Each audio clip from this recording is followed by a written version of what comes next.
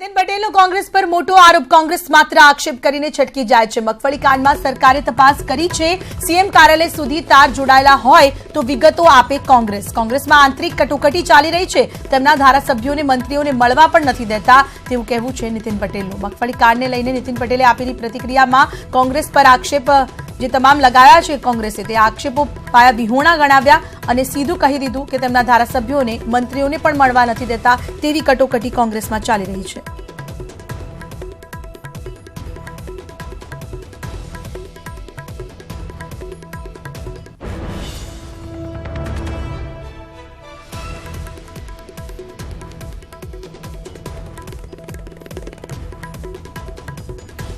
કોંગ્રેસ વાળાને તો હું એ જ કહું છું કે એમને તો બોલીને જતા રહેવાનું છે. એમને મુખ્યમંત્રી કાર્યાલય સુધી તાર જોડાયેલા હોય તો કાલે જ મને ગાંધીનગરમાં મળે અને મને વિગત આપે, મુખ્યમંત્રીશ્રીને મળે, મુખ્યમંત્રીશ્રીને વિગત આપે. આવી રીતે આક્ષેપો કરી છટકી જવું એ કોઈ વિરોધ પક્ષ, જવાબદાર વિરોધ પક્ષની એ કામગીરી નથી. એમણે સાબિતી, પુરાવા, એમની પાસે જે પણ માહિતી, રેકોર્ડ હોય એ સરકારને રજૂ કરવું જોઈએ. ઉપરથી કોંગ્રેસ વાળા તમારા ત્યાં આવતા જ બંધ થઈ ગયા છે. તમારા માધ્યમથી અમારી સાથે વાતો કરે છે. એમને બીક છે કે આ રાજ્યસભાની ચૂંટણીમાં પાછા ભાજપમાં કોઈ જતા ના રહે એટલે પ્રતિબંધ ફરમાઈ દીધો છે. એટલે જેમ કટોકટી વખતે કોંગ્રેસનો આવો કાળ હતો, આ 26 જૂન આવી જ રહી છે, કટોકટીનો કાળો દિવસ મનાવવાની 25 જૂન, એટલે આ કોંગ્રેસમાં અત્યારે આંતરિક કટોકટી જ ચાલે છે. કોઈ ધારાસભ્ય કોઈ મંત્રીને ના મળી શકે આવું તો આખા દેશમાં કોઈ જગ્યાએ કોઈએ જોયું નથી. આ સાથે જ અંકિત અમારી જોડે જોડાઈ ગયા છે. વધુ વિગત અંકિત પાસેથી જ મેળવીશું. અંકિત, એક બાજુ મગફળી કૌભાંડ તેને લઈને એક બાદ એક કોંગ્રેસ અને ભાજપ પ્રતિક્રિયાઓ આપી ચૂક્યું છે. સીએમએ પણ આપેલી પ્રતિક્રિયા, પરંતુ ડેપ્યુટી સીએમ હવે કહી રહ્યા છે કે કોંગ્રેસમાં રહેલી કટોકટી સામે આવી છે અને બીજી બાજુ અહીં જે આક્ષેપો થયા છે તે તમામે તમામ પાયાવિહોણા છે.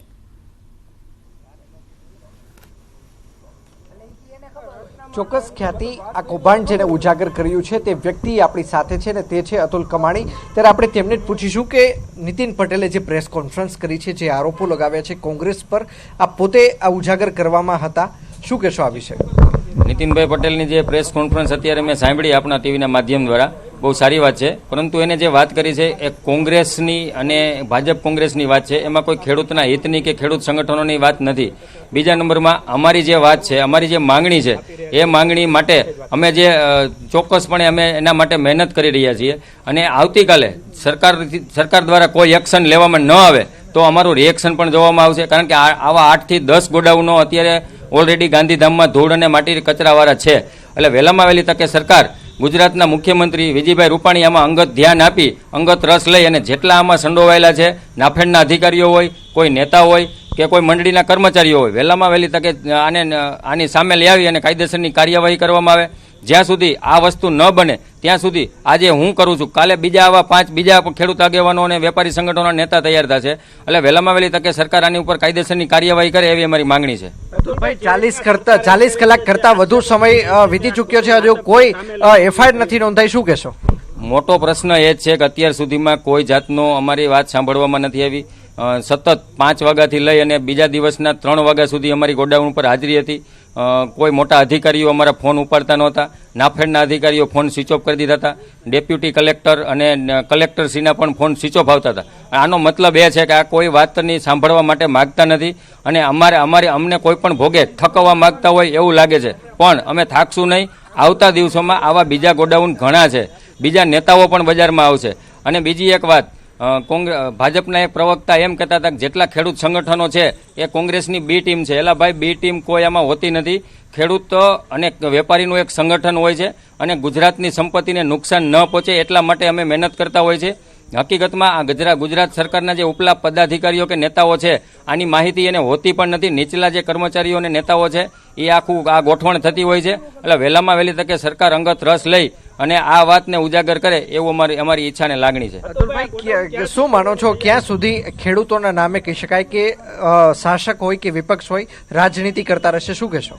દુઃખની વાત છે કે અત્યાર સુધી ખેડૂતોના નામે જે રાજનીતિ થાય છે, ખેડૂતોના જે પ્રશ્નો છે, ખેડૂતોના પ્રાણ પ્રશ્નો છે, પોષણક્ષમ ભાવના, એના માટે પણ આ કોઈ મહેનત નથી કરી રહ્યા. એટલે એના માટે અમારે વેપારી થઈ, આજે હું વેપારી સંગઠનનો નેતા છું, છતાં ખેડૂત માટે કામ કરી રહ્યા અને ખેડૂતને વધુમાં વધુ ઉત્પાદન મળે, વધુમાં વધુ ભાવ મળે, એના માટે અમે મહેનત કરતા રહેશું અને કરતા રહેશું. ચોક્કસ ખ્યાતિ, તો આપણી સાથે ખેડૂત આગેવાન પણ આપણી સાથે છે, આપણે તેમની સાથે વાતચીત કરીશું. શું કહેશો? ખાસ કરીને અનેક કૌભાંડો સામે આવે છે, ગોંડલની અંદર પણ સામે આવ્યું, સાપર વેરાવળમાં, રાજકોટમાં, જેતપુરના પેડલામાં, જુનાગઢ કેશોદની અંદર કૌભાંડ સામે આવ્યું અને હવે ગાંધીધામમાં. શું કહેશો આ વિશે? કાલે હું ટીવી જોતો, ટીવી માધ્યમથી મને બધે જાણવા મળ્યું.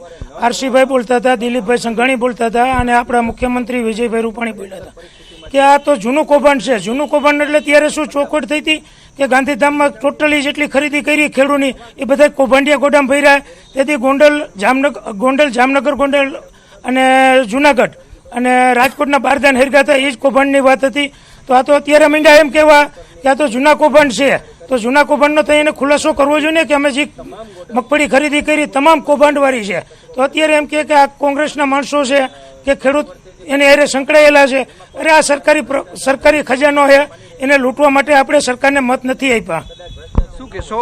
ખાતર કૌભાંડ પણ સામે આવી ચૂક્યું છે, તુવેર કૌભાંડ સામે આવ્યું, મગફળી કૌભાંડ સામે હતું, બારદાન કૌભાંડ પણ સામે આવ્યું હતું. ત્યારે ગાંધીધામની અંદર ફરી એકવાર કૌભાંડ સામે આવ્યું છે. એક ખેડૂત તરીકે આપની શું માંગ છે આ સરકાર પાસે? જો વિજયભાઈ, કાલે મેં સાંભળેલું હતું કે ખાતરમાં 500-800 ગ્રામ ઘટતું હતું. એ કૌભાંડ ન કહેવાય, 1% માઇનોર કહેવાય. તો એ કૌભાંડ ન કહેવાય તો એનું કહેવાય શું? એને એટલો મીડિયાવાળાએ અમે ઉજાગરા કર્યા હતા પણ કોઈની ધરપકડ નથી થઈ. પણ ગોંડલ જે ગોડામ હરગું એની કોઈ ધરપકડ નથી થઈ. એ 5-6 જણાને પકડીને પાછા છૂટી ગયા છે. પણ મને એવું લાગે આમાં જે ગાંધીધામના ગોડામમાં જે માલ પડ્યો છે, સરેરાશ મને તો એવું લાગે છે એનો ભ્રષ્ટાચાર ખુલ્લો કરવામાં સરકાર નિષ્ક્રિય રહેશે, એનો હાથ હોય એવું લાગે છે અમને. ચોક્કસ ખ્યાતિ, તો આપણે છેલ્લો સવાલ અતુલ કમાણીને કરશું. શું કહેશો? આગામી 24 કલાકની અંદર જો સરકાર પક્ષ દ્વારા કે નાફેડ દ્વારા કોઈ પણ જાતની ફરિયાદ દાખલ નહીં કરવામાં આવે તો ખેડૂત સંગઠનના આગેવાન તરીકે તમે શું કરશો? શું કહેશો? 100% કરશે, કારણ કે અમારી આ માંગણી છે અને અમને વિશ્વાસ છે. કારણ કે એ પણ જોઈ શકે છે, આપના માધ્યમથી સરકારના ઉપલા પદાધિકારીઓ, નેતાઓએ બધું જોયું છે. કારણ કે ગેરરીતિ થઈ છે, મીડિયાની સમક્ષ ખોલવામાં આવ્યું છે. એટલે આ લોકો, અમારું એવું માનવું છે કે વહેલામાં વહેલી તકે કરશે. કારણ કે ભ્રષ્ટાચાર છે ને એ છાપરે ચડીને પોકારે છે. એટલે વહેલામાં વહેલી તકે સરકાર આમાં અમને યોગ્ય કરવાની અમને ખાતરી છે. અતુલભાઈ, ગોંડલનું રામરાજ ગોડાઉન હોય કે સાપર વેરાવળનું હોય, બંને જગ્યાએ તપાસ સીઆઈડી ક્રાઇમને સોંપવામાં આવી હતી, પરંતુ બંને જગ્યાએ વેલ્ડિંગથી આગ લાગી હોવાનું સામે આવ્યું હતું. જોકે ત્યાં કોઈ પણ જાતનું લાઇટ કનેક્શન નહોતું. શું આમાં પણ આ જ પ્રકારનું કોઈ કનેક્શન સામે આવશે? આ એક દુઃખની વાત છે કે તપાસ આ આદેશ છૂટી ગયા બાદ આવા નિવેદનો અને આવા ઓર્ડર કરવામાં આવે કે ભાઈ વેલ્ડિંગથી આગ લાગી કે બીજા કોઈ એનકેન પ્રકારે, એક દુઃખની વાત છે. પણ એક તપાસનો વિષય છે. આની અંદર કોણ કોણ સંડોવાયેલા છે, એક વખત એને પર્દાફાશ કરી અને બજારમાં લાવવા, એ જ અમારા માટે મોટો વિષય છે. ચોક્કસ ખ્યાતિ, તો આ હતા વેપારી એસોસિએશનના પ્રમુખ અતુલ કમાણી અને તેમને ન્યૂઝ 18 ગુજરાતી સાથેની વાતચીતમાં સ્પષ્ટપણે જણાવ્યું કે જો આગામી 24 કલાકની અંદર સરકાર કે નાફેડ દ્વારા ગાંધીધામની અંદર જે કૌભાંડ સામે આવ્યું છે તેમાં કોઈ ગુનો દાખલ કરવામાં નહીં આવે, કોઈ ફરિયાદ દાખલ કરવામાં નહીં આવે તો વધુ તેઓ 8 થી 10 મગફળીના ગોડાઉન છે કે જ્યાં આ જ પ્રકારનું કૌભાંડ સળવડી રહ્યું છે તેવો તેમને ઉજાગર કરશે. જી આભાર અંકિત આપનો તમામ માહિતી બદલ. તો જે રીતે મહત્વપૂર્ણ સમાચાર સામે આવ્યા, નીતિન પટેલની પ્રતિક્રિયા બાદ હાલમાં જ આપણે સાંભળ્યું કે એસોસિએશન્સના તમામ લોકોનું શું કહેવું છે. કચ્છ મગફળી કારને લઈને હવે રાજકારણ ગરમાઈ રહ્યું છે. એક બાદ એક આક્ષેપ અને પ્રતિ આક્ષેપો થઈ રહ્યા છે. અને હવે વાત પુસ્તકમાં છબરડાની. રાજ્ય પાઠ્ય પુસ્તક મંડળનો વધુ એક છબરડો, જ્યાં ધોરણ 12ના પુસ્તકમાંથી આખું પ્રકરણ જ થઈ ગયું ગાયબ. ફિઝિક્સના પુસ્તકમાંથી આખું પ્રકરણ ગાયબ. ગુજરાતી માધ્યમની બુકમાં મોટો છબરડો, ચેપ્ટર નંબર 15 કમ્યુનિકેશન સિસ્ટમ આપ્યું જ નથી. વધુ એકવાર એ છબરડો સામે આવ્યો છે કે જેની અંદર જોવા મળી રહ્યું છે આ ભૂલ. ગુજરાતી માધ્યમની બુકમાં મોટો છબરડો, આખું પ્રકરણ જ થઈ ગયું ગાયબ. ચેપ્ટર નંબર 15 કમ્યુનિકેશન સિસ્ટમ આપ્યું જ નથી. રાજ્ય પાઠ્ય પુસ્તકનો વધુ એક છબરડો સામે આવ્યો છે. કેટલીક વાર ગ્રામેટિક મિસ્ટેક, તો આ વખતે તો આખું ચેપ્ટર જ ગુમ થઈ ચૂક્યું છે. ન્યૂઝ 18 ગુજરાતી સવાલ ઉઠાવી રહ્યું છે કે વારંવાર કેમ થઈ રહી છે આવી ઘટના, વારંવાર છબરડા થઈ રહ્યા છે, તેની પાછળ કોણ છે જવાબદાર? શું પાઠ્યપુસ્તક મંડળ નથી આપતું ધ્યાન? આખું પ્રકરણ ગાયબ થયું છતાં કેમ ન રખાયું ધ્યાન? વારંવાર કેમ થઈ રહ્યા છે છબરડા?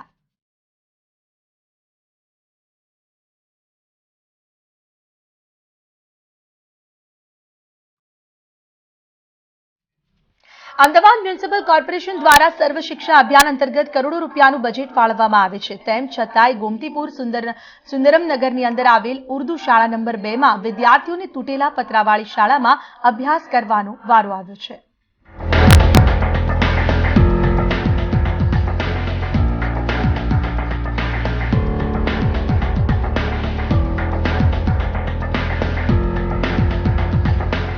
દ્રશ્યો છે અમદાવાદના ગોમતીપુર સુંદરમનગરના ઉર્દુ શાળા નંબર 2ના, જ્યાં સવારે અને બપોરની પાળીમાં 600 બાળકો અભ્યાસ કરે છે, પણ જીવના જોખમે. ચોમાસામાં તો એવી સ્થિતિ છે કે શાળાના મોટાભાગના પતરા તૂટી ગયા છે, જેને કારણે વરસાદ થતાં પાણી સીધું વર્ગખંડમાં પડે છે. બાળકોને ઈજા પણ થઈ શકે છે, પણ એસી ઓફિસમાં બેઠેલા સત્તાધીશોને બાળકોની કોઈ ચિંતા નથી. વાલીઓએ અને સ્થાનિક લોકોએ આ અંગે અનેકવાર રજૂઆત કરી, પરંતુ તંત્રના બહેરા કાને આ વાત નથી પહોંચતી. मतलब लगे हुए अभी तो काफ़ी डैमेज हो गया है, इसको चेंज करना चाहिए. हाँ, नहीं तो बच्चों को तकलीफ हो सकती है और भी बारिश अंदर आएगा, कीड़े मकोड़े होंगे और बीमारी हो सकती है. इसलिए जो है कि हमारी अपील है स्कूल बोर्ड से कि भाई गिरती है तो बारिश में भीगना पड़ता है. हाँ, बच्चे भीगते हैं, कई जगह मतलब टूट गए तो अंदर पानी गिरते हैं, इसलिए बच्चों की तकलीफ हो सकती है. એક તરફ તો ગુજરાત સરકાર દાવો કરે છે કે દરેક વિદ્યાર્થીને અભ્યાસ માટેની પૂરતી વ્યવસ્થા ધરાવતી શાળાઓ છે, ત્યારે આ પ્રકારની શાળાઓ સરકારના દાવાની પોલ ખોલે છે. અધિકારીઓએ વાલીઓ અને સ્થાનિક લોકોની વાતને ગંભીરતાથી લઈને શાળામાં જલ્દીથી જલ્દી નવા પતરા નાખીને વિદ્યાર્થીઓ સારી રીતે અભ્યાસ કરી શકે તેની વ્યવસ્થા ઊભી કરવી જોઈએ. 600 કરોડથી પણ વધુ બજેટ જે છે તે આ સ્કૂલ બોર્ડ પાછળ ખર્ચવામાં આવે છે, પરંતુ ક્યાંક ને ક્યાંક આવી સ્થિતિ, બદતર સ્થિતિમાં જે છે તે હું દ્રશ્ય ફરી આપને બતાવવાનો પ્રયાસ કરીશ કે અહીંયા પણ જે આ ક્લાસ ચાલી રહ્યો છે, વિદ્યાર્થીઓ અભ્યાસ કરી રહ્યા છે, પરંતુ અહીંયા પણ જે છે તે પતરાની છત તૂટેલી છે. એટલે કરોડો રૂપિયાનું બજેટ છે તે વિદ્યાર્થીઓના અભ્યાસ પાછળ ફાળવવામાં આવે છે, પરંતુ તેમ છતાં વિદ્યાર્થીઓ છે તે બદતર હાલતમાં અહીંયા અભ્યાસ કરી રહ્યા છે. બીજું મહત્વની વાત એ છે કે અહીંયાના જે શિક્ષકો છે તેને સત્તાધીશો દ્વારા ધમકાવવામાં આવે છે કે તેઓએ કશું મીડિયામાં કહેવું નહીં. એટલે ક્યાંક ને ક્યાંક વિદ્યાર્થીઓ અને શિક્ષકો જે છે તેઓએ પણ સહન કરવું પડે છે. કરોડો રૂપિયાનું બજેટ જે છે તે અહીંયા હાલ પાણીમાં જતેલું જોવા મળી રહ્યું છે. કેમેરામેન મુંજાલ ભટ્ટ સાથે સંજય ટાંક, ન્યૂઝ 18 ગુજરાતી, અમદાવાદ. વર્ષ 2019-20ના નવા વર્ષનું શૈક્ષણિક સત્ર શરૂ થઈ ચૂક્યું છે, ત્યારે 2 અઠવાડિયા બાદ પણ અનેક પુસ્તકો વિદ્યાર્થીઓ સુધી પહોંચાડવામાં શિક્ષણ વિભાગ નિષ્ફળ રહ્યું છે. ત્યારે લગભગ દરેક ધોરણમાં ઓછામાં ઓછા એક પુસ્તકની ઘટ હોવાથી શાળામાં શિક્ષકોએ બાળકોને અભ્યાસ કરાવવામાં મુશ્કેલી પડી છે. ત્યારે અહીંયા સવાલ એ થાય કે પુસ્તકો વિના કેવી રીતે ભણશે ગુજરાત? બજારમાં છે પુસ્તકોની અછત, પૈસા ખર્ચવા છતાંય નથી મળી રહ્યા વિદ્યાર્થીઓને પુસ્તકો. ધોરણ 1 માં કલરવ, ધોરણ 2 માં ગુજરાતી, ધોરણ 4 માં હિન્દી અને પર્યાવરણ, ધોરણ 6 થી 9 માં સામાજિક વિજ્ઞાન, ધોરણ 10 માં ગણિત અને વિજ્ઞાનના બજારમાં નથી પુસ્તકો. અંગ્રેજી માધ્યમની પણ સરખી જ સ્થિતિ. ધોરણ 1 થી 8 નું ગણિતનું પુસ્તક નથી મળતું બજારમાં. ધોરણ 6 થી 8 માં સોશિયલ સ્ટડી અને સાયન્સના પુસ્તક નથી બજારમાં. જી હા, શૈક્ષણિક સત્ર શરૂ થયાને 15 દિવસ થઈ ગયા છે, પણ શાળામાં પુસ્તકો નથી પહોંચ્યા અને બજારમાં પણ નથી નક્કી કે પુસ્તકો ક્યારે આવશે, જેના કારણે શાળામાં આવ્યા બાદ પણ વિદ્યાર્થીઓ અભ્યાસ નથી કરી શકતા. તો વાલીઓ પણ પુસ્તકોની દુકાનોના ધક્કા ખાઈને પરેશાન થઈ રહ્યા છે. મારો બાબો છે એ મધર ઇંગ્લિશ સ્કૂલમાં ભણી રહ્યો છે, 7મા ધોરણમાં ભણે છે અને અત્યારે લગભગ 15 દિવસ થયા સ્કૂલો ચાલુ થઈ ગઈ છે, પણ માર્કેટની અંદર હજુ બુક્સ મળતી નથી અને જે એનસીઆરટીની બુક્સ છે, મેથ્સ છે, સાયન્સ છે, જે મેઇન સબ્જેક્ટ છે એની બુક્સ જ હજુ અવેલેબલ નથી. ચાલુ વર્ષે અભ્યાસક્રમમાં એનસીઈઆરટીના પુસ્તકોના અભ્યાસનો અમલ કરવામાં આવ્યો છે, પરંતુ સૌથી મોટી સમસ્યા એ છે કે દિલ્હીથી હજુ મોટા ભાગના પુસ્તકો પહોંચ્યા નથી. એટલું જ નહીં, અંગ્રેજી માધ્યમના પુસ્તકોનું ગુજરાતી માધ્યમમાં ભાષાંતર કરવામાં પણ પુસ્તક મોડા પહોંચી રહ્યા હોવાનું સામે આવ્યું છે, જેને લઈને શાળાના સંચાલકો અને શિક્ષકો પણ મુશ્કેલીમાં મુકાયા છે. 2 માસ બાદ પરીક્ષા આવી જશે, જેથી જે તે વિષયનો કોર્સ પૂર્ણ કરવો પણ જરૂરી છે. પરંતુ પુસ્તક નહીં હોવાને કારણે બાળકોને અભ્યાસક્રમ પૂર્ણ કેવી રીતે કરવો તેમાં તકલીફ પડી રહી હોવાનું સ્કૂલ સંચાલકો જણાવી રહ્યા. 2 અઠવાડિયા થઈ ગયા. 2 અઠવાડિયામાં પ્રાઇમરી લેવલની જે એનસીઈઆરટીની બુકો છે, ખાસ કરીને મેથેમેટિક્સ અને સાયન્સની, એ પુસ્તકો હજુ પણ માર્કેટમાં અવેલેબલ નથી. થોડુંક ઘણી પુસ્તકો આવે છે પણ એ ખતમ થઈ જાય છે અને છોકરાઓ અને વાલીઓને દર્દ ભટકવું પડે છે. અને મેઇન અનકન્ડિશનલી વાત એ છે કે આપણી જે સ્કૂલમાં છોકરાઓ મેથ અને સાયન્સનો જે બેઝ હોય છે, જે એનસીઈઆરટીનો કોર્સ હોય છે, એ પુસ્તકો માટે હેરાન પરેશાન થાય છે. અને અમે જે સિલેબસ છે, સિલેબસ પ્રમાણે અમે કોર્સ ચલાવીએ, કેમ કે એક્ઝામ આવી જશે 2 મહિના પછી, 1 મહિના પછી એક્ઝામ આવી જશે અને હજુ સુધી માર્કેટમાં મેથ્સ સાયન્સ જે મેઇન વિષયો છે એ અવેલેબલ નથી. હાલની સ્થિતિ જોતા હજુ પણ આગામી 15 દિવસ સુધી પુસ્તકો મળે તેની શક્યતા નહીવત છે. ત્યારે પુસ્તકો વિના અભ્યાસ નથી થઈ શકતો. ત્યારે શૈક્ષણિક વિભાગે પણ આ બાબતને ગંભીરતાથી લઈને આ પ્રકારની સ્થિતિ ભવિષ્યમાં ન સર્જાય તેની કાળજી રાખવી જરૂરી છે.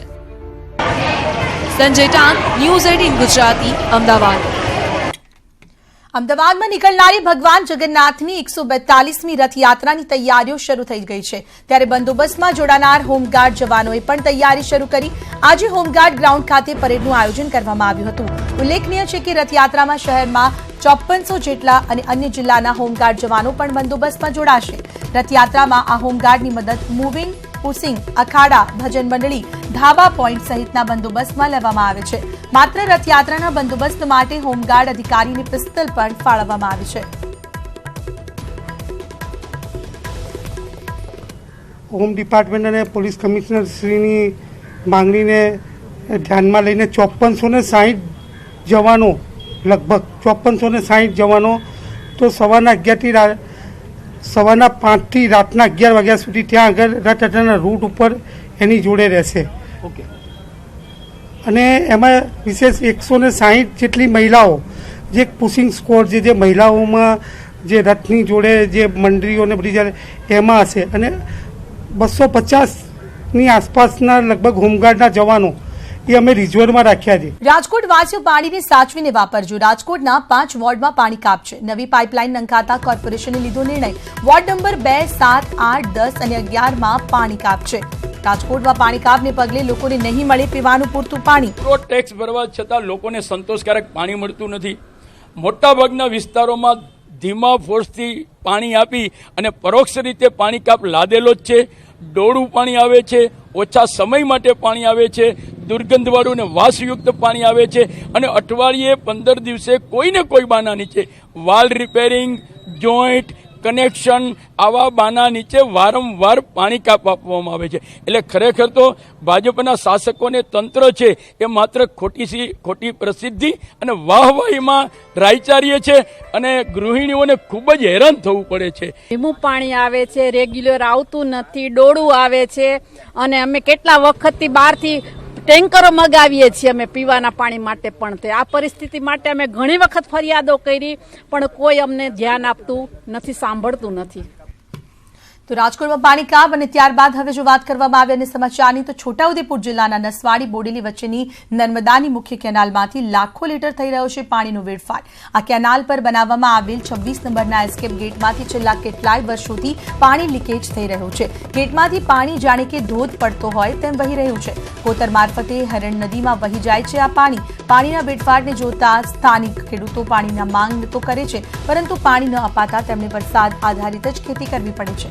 બેદરકાર નર્મદા નિગમ આ ગેટનું સમારકામ નથી કરી રહ્યું. ખુદ આ 26 નંબરના એસ્કેપ ગેટની નિગરાની કરતા ગેટકીપર ખુમાન ભીલ છેલ્લા ઘણા સમયથી પાણી લીકેજ થતું હોવાની કબૂલાત કરે છે. તેમણે અધિકારીઓને પાણીના વેડફાટથી વાકેફ પણ કર્યા છે. આજે પાણી વહેર્યું છે તો એને શું કે આપણને કામ લાગતું નથી. હવે એવું કંઈક લાખો લીટર જતું રહ્યું છે વર્ષોથી. અમે કુદરતના આશરે છે, જે વરસાદ પડે તો અમને કામ લાગશે. આ સિંચાઈનું પાણી છે એ અમને લગભગ થોડું મળે છે, 1-1.5 મહિનો દિવાળી બાદમાં, નહીં નથી મળતું. એ રબર સીલને લીધે જ વહી જાય છે. રબર સીલ ખરાબ થઈ? હા, ખલાસી જાય. કેટલા સમયથી ખલાસ થઈ? એ તો બહુ સમય થઈ ગયો, ખાસો સમય.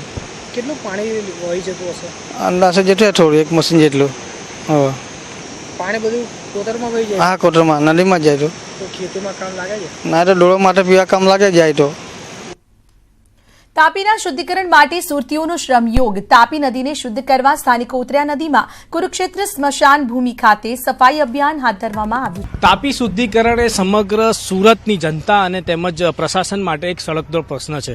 પ્રશાસન જ્યારે એક રીતે તાપી શુદ્ધિકરણ માટે આગળ આવ્યું છે ત્યારે સ્થાનિક લોકો પણ મોટી સંખ્યામાં આ શુદ્ધિકરણની કામગીરીમાં જોતરાયા છે. આ જે દ્રશ્ય આપ જોઈ શકો છો સુરતના કુરુક્ષેત્ર સ્મશાન ભૂમિ ખાતેના છે કે જ્યાં સ્મશાન ભૂમિ સાથે જોડાયેલા અનેક સ્વયંસેવકો અત્યારે તાપી શુદ્ધિકરણ અને ઓવારા નજીકની જે સફાઈ છે તે અત્યારે કરી રહ્યા છે ને છેલ્લા ઘણા સમયથી આ વિસ્તારમાં સફાઈની માંગ હતી. તેને લઈને જ આજે તમામ સ્થાનિક લોકો આ સફાઈ માટે જોતરાયા છે. આપણે સ્થાનિક આગેવાનો સાથે વાત કરીશું કે કઈ રીતનું આ સમગ્ર આયોજન છે ને કઈ રીતે કામગીરી કરવામાં આવી રહી છે, કઈ રીતની આખી કામગીરી ચાલી રહી છે. અને છેલ્લા ઘણા સમયથી સફાઈ અભિયાન તમામ વિસ્તારોમાં ચાલે છે પરંતુ એનું 100% પરિણામ હજી સુધી પણ નથી મળ્યું. સ્વાભાવિક રીતે પરિણામ 100% એટલે નથી મળતું કે ખૂબ જ વિપુલ પ્રમાણમાં આ ગંદકીનું સામ્રાજ્ય છે. વિયરકમ કોઝવેના નિર્માણ પછી જે ઉપરવાસનો 30,000 ચોરસ ક્યુબિક મીટરનો જે સરોવર રચાયું છે તેમાં સ્વાભાવિક મીઠા પાણીને લીધે જે જરકુંભી, હાઇડ્રેસિલા વનસ્પતિ વગેરેનું જે ગંદકીનું સામ્રાજ્ય થયું છે એટલે સત્તાધીશો પાસે પણ એક કપરી કામગીરીનું કામ છે. ઓવારાઓ પર જે રીતે ગંદકીનું સામ્રાજ્ય વ્યાપી રહ્યું છે એ સ્વાભાવિક રીતે આપણા શ્રદ્ધાળુઓનો ફર છે અને એ માન્યતાઓને લીધે ઘર ઘરેલી આ ગંદકીઓ છે એને આપણે દૂષણને બી આપણે પોતે જ દૂર કરવી પડશે. અત્યારે જે રીતે કુરુક્ષેત્ર ટ્રસ્ટ પરિવાર આવનારા 8 તારીખે જુલાઈની તાપી માતાનો જન્મદિન છે અને હર હંમેશ વર્ષોની જેમ આ જન્મદિનની ઉજવણી કુરુક્ષેત્ર ટ્રસ્ટ પરિવાર સારી રીતે કરતું હોય છે અને એને માતાજીની આરતી અને ચુંદડી અર્પણ કરીને કરવામાં આવતું હોય છે. તેની તૈયારીના ભાગરૂપે આ ઓવારા સફાઈનું કામગીરી સ્થાનિક મંડળો અને આગેવાનો સાથે કરવામાં આવી રહ્યું છે અને ખૂબ જ દર રવિવારે આ સફાઈ ઝુંબેશ ચાલુ રહેનાર છે. ગુરુજી, આપ શું કહેશો? કારણ કે તાપી એક પૂજનીય નદી છે અને તમામ લોકોની આસ્થા આની સાથે જોડાયેલી છે અને એમાં આ પ્રકારની ગંદકી હોય છે. સેવાભાવી સંસ્થાઓએ આગળ આવવું પડે છે. કેટલી દુઃખની વાત છે. એ ખૂબ દુઃખની વાત છે. આપણે આપણા સ્વાર્થ માટે જે કાંઈ પિતૃઓની પૂજા કરીએ છીએ, દેવી દેવતાઓની પૂજા કરીએ છીએ, ફૂલ છે, પૂજા છે, એ બધું આપણે ભગવાનને ચડાવીએ છીએ પણ એ પાછું ક્યાં જાય છે? તો એ જાય છે તાપી મૈયામાં. તો અહીં આપણી લોકમાતા છે એની અંદર આ ગંદકી નહીં પણ એનો બીજો પણ નિકાલ થાય છે. મને અમારી ધાર્મિક સંસ્થાઓ જો આમાં જોડાશે તો આગળ કોકને અમે પ્રેરણા કરી શકશું. એવી રીતે તાપી મૈયાની શુદ્ધિકરણ કરી શકશું આપણે. જી બિલકુલ, આપને પૂછીશ આપનું શું કહેવું છે? જે પ્રમાણે શુદ્ધિકરણ આપણે પણ જોતરાયા છીએ તમામ લોકો અને આ પ્રશ્ન ઘણા સમયથી છે. આ પ્રશ્ન ઘણા સમયથી છે અને પાલિકા તથા આવી સેવાભાવી સંસ્થાઓ તો એનો ફરજ બજાવતી જ હોય છે પણ જ્યાં સુધી આમ જનતામાં દરેક નાગરિકોમાં અવેરનેસ નહીં આવે ત્યાં સુધી આનું કાયમી નિરાકરણ થવાનું નથી.